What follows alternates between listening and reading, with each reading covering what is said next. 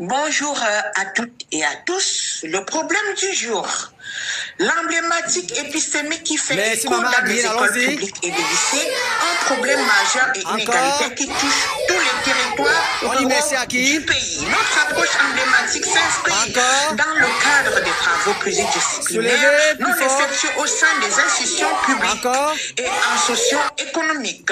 Les fondements se retrouvent dans la recherche en sociologie et en anthropologie. Les désintérêts de cette approche emblématique montrent combien l'économie telle qu'elle fonctionne reste dévastatrice dans un environnement social, ce qui empêche le développement sous-jacent. La population vulnérable étant la cible et n'est pas écoutée à propos de leur médisance et que cette situation énergétise des esprits des uns contre les autres.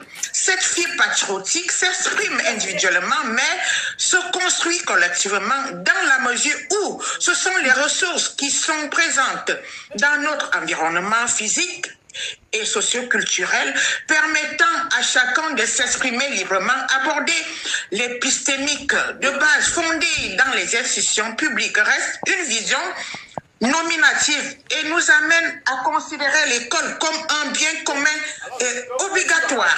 A priori, il est indispensable que cette réalité pourrait apporter des solutions informatisées en repérant des dimensions économiques dans le contexte social, éducatif, civique. L'année 2025 est une année qui sera gravée dans les mémoires de la petite enfance.